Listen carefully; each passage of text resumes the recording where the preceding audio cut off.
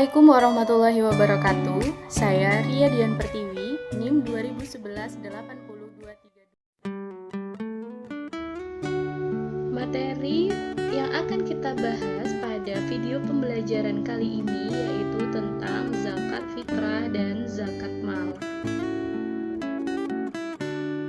Kita mulai dari definisi zakat. Nah, definisi zakat itu ada dua, yaitu secara bahasa dan secara istilah. Secara bahasa atau etimologi, zakat diartikan suci, kemudian tumbuh, berkembang, berkah, dan beres. Semua itu akan tergambar pada harta, jiwa, dan perilaku kita. Ketika kita mau berzakat, maka suci harta kita, jiwa, dan perilaku kita. Kemudian tumbuh, harta yang kita gunakan untuk berzakat itu oleh Allah akan diganti dengan yang lebih banyak.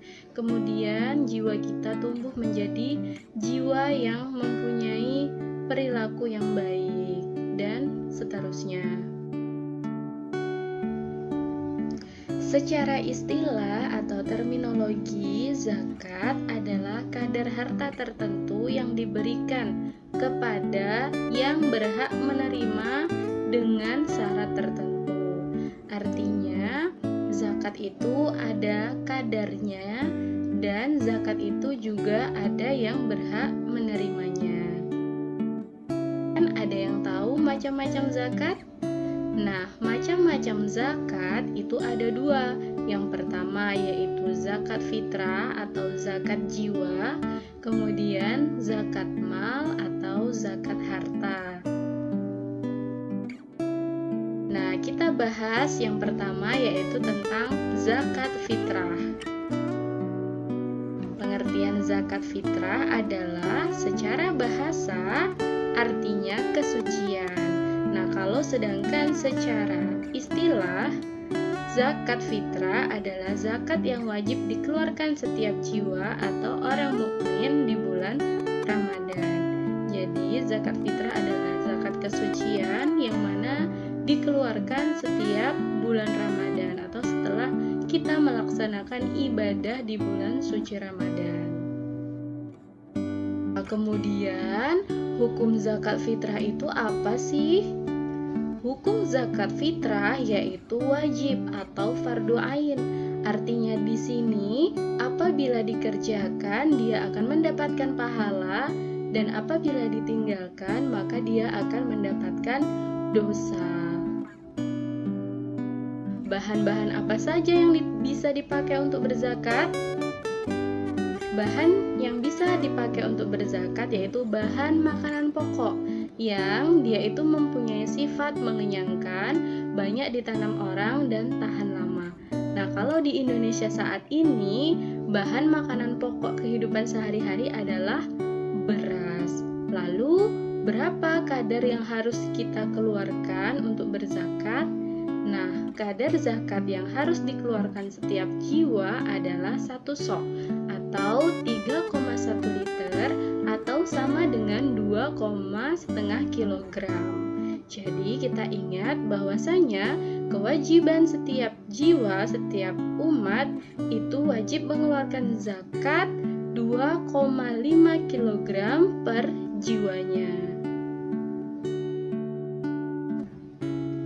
Kemudian, syarat-syarat muzaki atau orang yang mengeluarkan zakat. Yang pertama, dia harus beragama Islam. Mengapa seperti itu? Karena zakat termasuk ke dalam rukun Islam. Rukun Islam ada 5, yaitu yang pertama, membaca 2 kalimat syahadat. Yang kedua yaitu mengerjakan sholat, yang ketiga berpuasa, yang keempat adalah berzakat, dan yang kelima adalah haji bagi yang mampu. Jadi setiap umat Islam, orang yang beragama Islam, itu wajib mengeluarkan zakat. Syarat yang kedua yaitu mengalami kehidupan di bulan Ramadan. Dalam hal ini termasuk bayi yang sudah lahir sebelum matahari terbenam pada hari terakhir bulan Ramadan itu wajib dizakati. Dan juga seseorang yang dia itu meninggal sebelum matahari terbenam pada akhir bulan Ramadan, maka dia wajib untuk dikeluarkan zakatnya. Selanjutnya, dia mampu membayar zakat. Artinya, dia mempunyai kelebihan harta untuk mencukupi kebutuhan keluarganya pada saat Hari Raya Idul Fitri.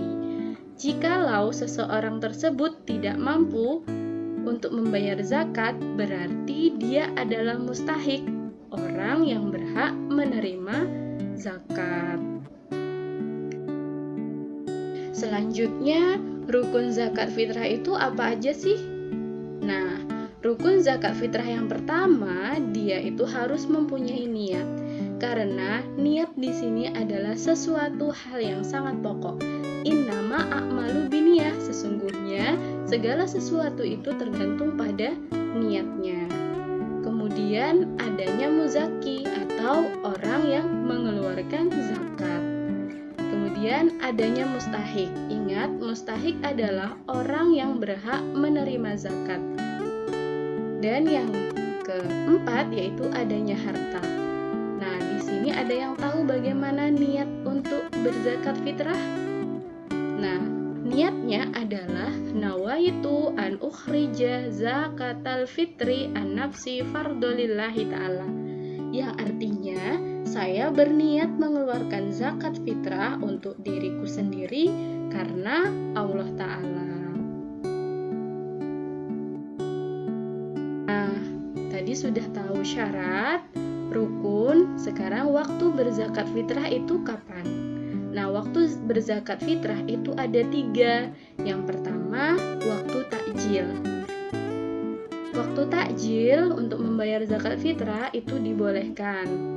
Nah, dilakukan sejak awal Ramadan sampai hari terakhir bulan Ramadan sebelum maghrib. Kemudian yang kedua yaitu waktu wajib. Hukumnya ya wajib. Semenjak matahari terbenam atau sholat maghrib sampai sebelum sholat subuh di akhir bulan Ramadan. Kemudian waktu yang lebih utama atau lebih afdol yaitu sejak sholat subuh sampai sebelum pelaksanaan sholat hari raya Idul Fitri. Nah, dalam waktu lebih utama ini yang menjadi patokan adalah tempat tinggal kita di mana kita melaksanakan sholat Id. Ya, dalam zakat ini ada istilah-istilah yang harus kita pahami agar kita mengerti apa maksud dari istilah-istilah tersebut.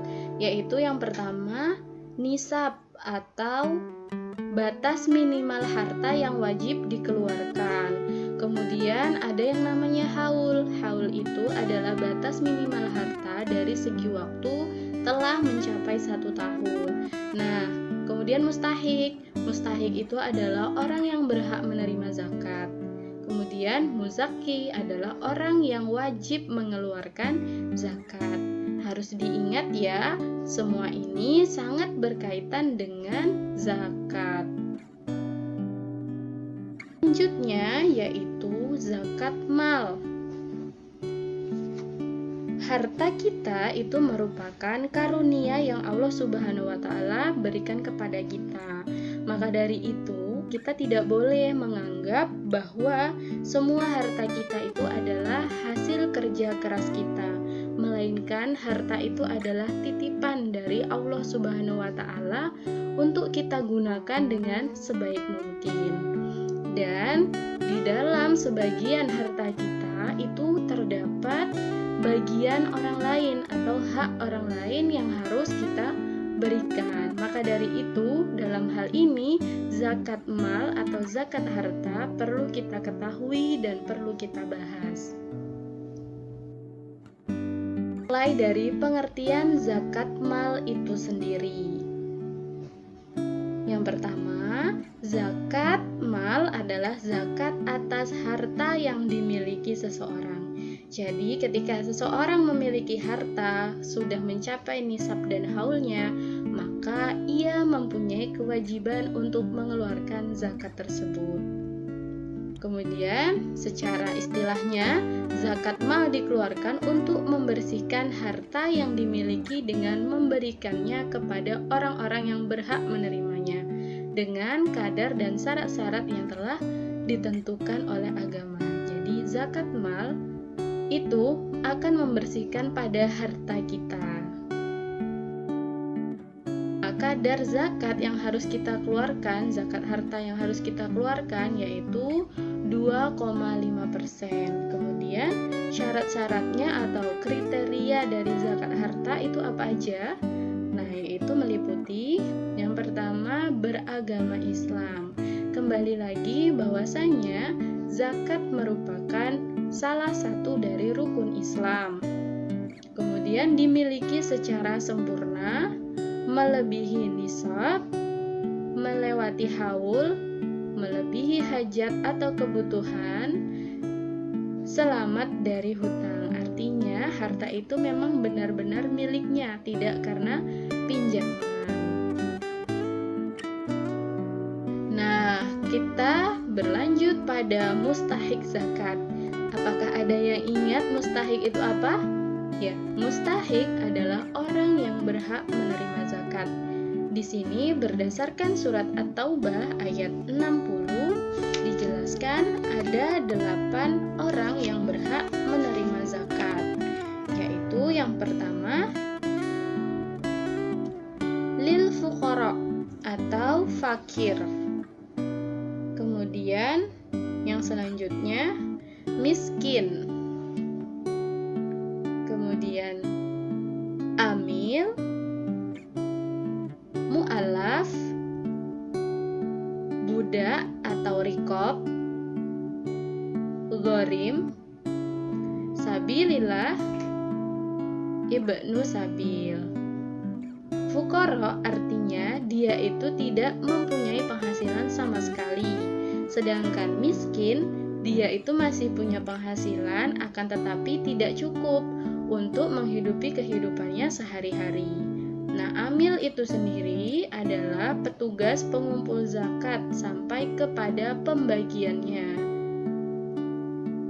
Mu'alaf yaitu diharapkan atau dia itu sudah masuk Islam, atau dia sudah masuk Islam akan tetapi imannya itu masih lemah. Dengan adanya zakat, dengan dia mendapatkan bagian zakat, maka diharapkan dia di dalam agama Islam dia merasa teramut dan merasa orang Islam itu mempunyai kepedulian yang tinggi sesama manusia. Kemudian budak artinya di sini menebus diri untuk merdeka.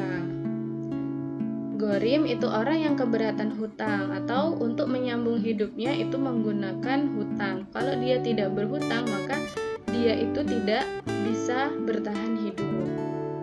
Dalam hal ini hutang itu hutang untuk bertujuan yang baik, bukan untuk yang hal-hal maksiat. Sabilillah yaitu orang yang mengikuti perang fisik membela agama Islam. Sedangkan Ibnu Sabil itu adalah orang yang kehabisan bekal yang mana perjalanannya itu untuk hal-hal yang baik-baik seperti menuntut ilmu dan lain sebagainya. Nah, di sini bisa kita lihat gambar tentang 8 asnaf atau orang yang berhak menerima zakat. Kemudian ditegaskan kembali bahwa zakat mal kadarnya itu adalah 2,5% dan untuk zakat fitrah yaitu berupa makanan pokok dengan kadar 3,1 liter atau setara dengan 2,5 kg. Kita setelah mengetahui tentang pengertian zakat, syarat-syarat zakat, rukun zakat, maka kita akan membahas tentang hikmah zakat. Jadi apa yang kita dapatkan dari kita berzakat itu? Yang pertama yaitu ungkapan rasa syukur kita atas nikmat Allah. Karena la in syakartum la azidannakum wa la in kafartum inna adzabi lasyadid. Jika kalian bersyukur maka aku akan tambah, dan jika kalian kufur maka ingatlah siksaku Allah sangatlah pedih. Jadi dengan kita berzakat itu artinya kita sangat bersyukur atas harta yang Allah titipkan kepada kita. Kita mau berbagi, kita mau menyumbangkan sedikit untuk orang lain, itu subhanallah. Kemudian yang kedua, mengurangi kesenjangan sosial, artinya menyamaratakan antara orang yang kaya dan yang miskin. Dengan hal itu, orang miskin bisa merasakan apa yang dirasakan oleh orang kaya. Kemudian menyucikan diri dari dosa dan memurnikan jiwa. Sudah jelas seperti halnya pengertian bahwa zakat itu adalah berarti suci atau kesucian. Dengan berzakat maka sucilah diri kita dari dosa dan jiwa kita menjadi jiwa yang bersih, jiwa yang tenang. Selanjutnya menumbuhkan sifat dermawan dan mengikir sifat kikir.